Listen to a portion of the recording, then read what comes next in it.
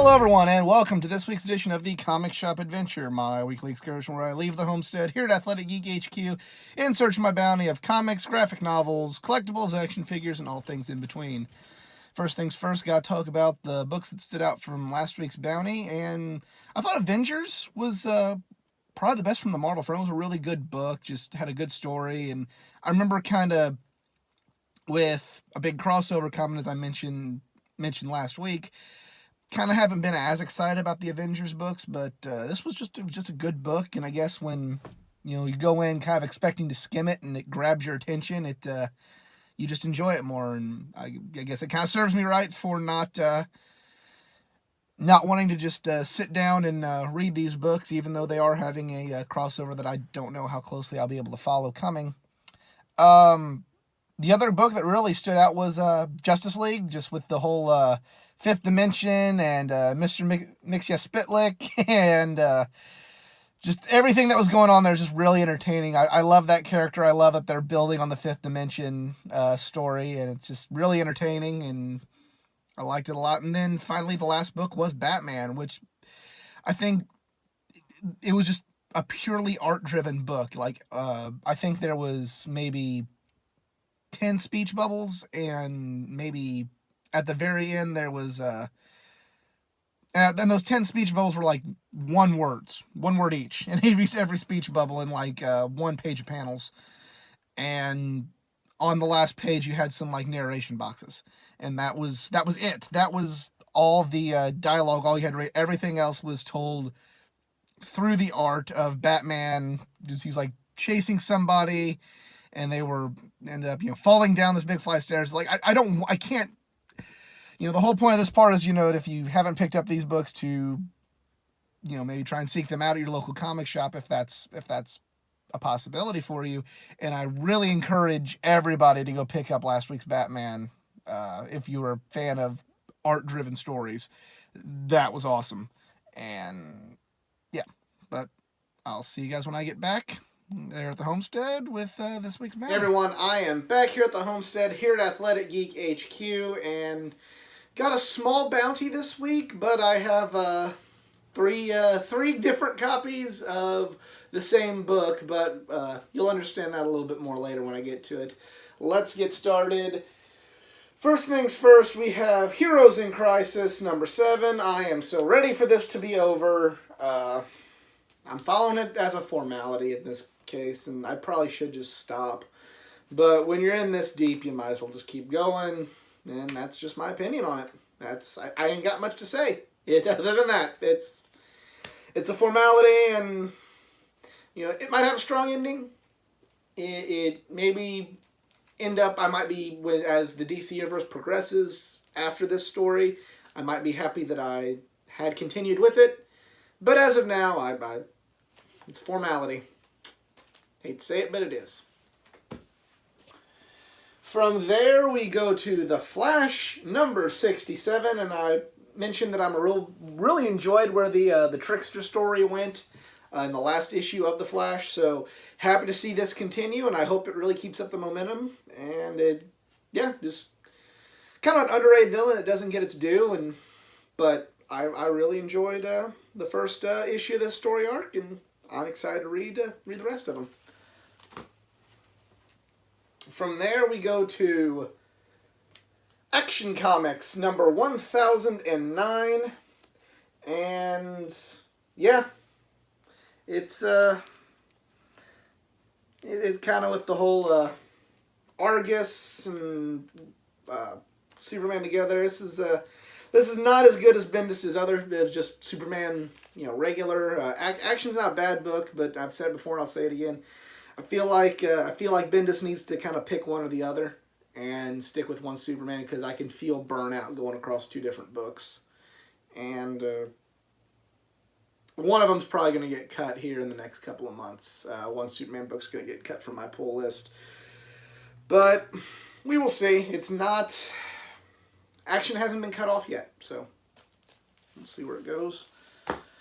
From there, we go to Terrifics number 14, and they have like it's almost like they have the alternate version. It's mayhem in the multiverse. It's like the evil versions of all of the Terrifics now. It's been done with the Justice League, but now we're seeing it with the Terrifics. And some say it's cheap storytelling, and there's a point to saying that, but I think for the fun story that the Terrifics tells, it's still pretty entertaining. So, yeah, Terrifics number 14. We now jump to the world of Marvel with Daredevil number 3, and Chip Zdarsky's first 2 issues on Daredevil have been fairly good, and I've really enjoyed it. It's not as good as, to me, Mark Waid's run, but still been, at this time, I've only read 2 issues of it, so who knows, but I've really enjoyed it quite a bit so far, and big Daredevil fan, and I hope that this book can make its way up to being one of the books I'm the most pumped up about reading. No disrespect intended to, Charles Soule, but he just didn't really... If I wasn't as big of a Daredevil fan as I was, I wouldn't have kept buying that book. It was just kind of especially in comparison with what Mark Waid wrote, but I feel like Zdarsky has the potential to really elevate this book up to the level that Mark Waid had it at. So, Daredevil number 3. And then from there, to round out the Marvel portion of the bounty, we have Mr. and Mrs. X, number 9, and I know it's not called the multiverse in the Marvel universe, but we have just a bunch of different versions of Rogue here, and I'm interested to see what's going to happen with this story, because I'm a big Rogue fan, and yeah, it's just really, really awesome cover with all this, and yeah, been probably the best X-Men book out there in my opinion, for the last couple of months, since December at least. So, even right up there with the Old Man Logan and Dead Man Logan, it's been right up there with it, and yeah, it's, can't say enough good things about Kelly Thompson, how she writes both of these characters. So, Mr. and Mrs. X, number 9. And finally, it is the same book 3 times over, but there's a special reason for that. It is Detective Comics number 1000, and I bought 3 different covers of this book, and I know I feel I'm such a hypocrite because I complain about $10 books, and I went out and bought 3 of them. Spent $30 on one comic, but this is I got the regular cover, done by Jim Lee, and yeah, it's really, really cool. I'm a Jim Lee fan, so you got, just really, really awesome. You got like everything that you want to see in a Batman book. You got Nightwing in the background. You got the Riddler kind of right there. He's got the Joker. You got Scarecrow. So the main cover was pretty cool, and then I also got 2 of the alternates. The other one I got was this one right here by Tim Sale. Tim Sale's one of my favorite artists. He did Batman The Long Halloween and subsequent Haunted Nights and Dark Victory, along with writer Jeff Loeb.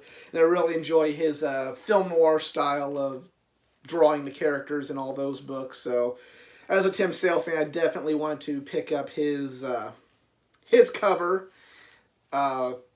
Because he was the artist on my favorite, not just Batman, but favorite Batman book and favorite comic book of all time, Batman The Long Halloween. So, yeah, just a really cool cover there. And then finally, the final book that I got's a 40s style cover, but it was done by the great Bruce Timm.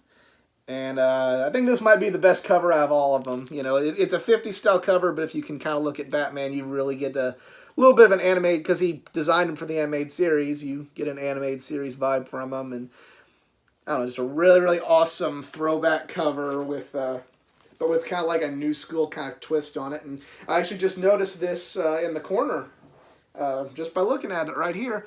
In the old, I don't know how well the camera's picking this up, but on the old DC Comics covers, it would say, a Superman publication, because that was kind of their franchise guy, and with the DC on it, and they ended up bringing back that old school logo for this this book. The only thing that would have made it better is if it said 999 cents. It says $9.99. Oh, it said 999 cents. That'd have been awesome. But you know, I'm nitpicking at this point. Yeah, it's I'm only gonna read one of them. The other two are gonna get probably put up on, if not on the wall, just kind of stored and, you know, maybe eventually signed if I ever get to go to convention. I might even have them graded. Who knows? But I really, I know the prices are going to go up on these, for better or worse, with how the comic market is. The prices are going to go up on those alternate covers, so I jumped on them when I could still get them at $9.99, and even if the prices don't go up on them, I'm happy that I just have them, because this is really, really cool covers, and I kind of sold out for all the complaining that I do, but I really like the covers, so yeah, really awesome to have these. And that is pretty much it for my bounty this week. Let me know what you picked up at your local comic shop in the comments section below. If you enjoyed this video, would like to see others like it, please like, share, and subscribe. Check out my other videos, not just from the world of comic books, from the world of gaming, pro wrestling, and all things geek culture. Go like my Facebook page at facebook.com/athleticgeek89 for more content, including every Thursday, my collection comic of the week. That is exclusive to my Facebook page. But I'm out. Y'all be cool. Later.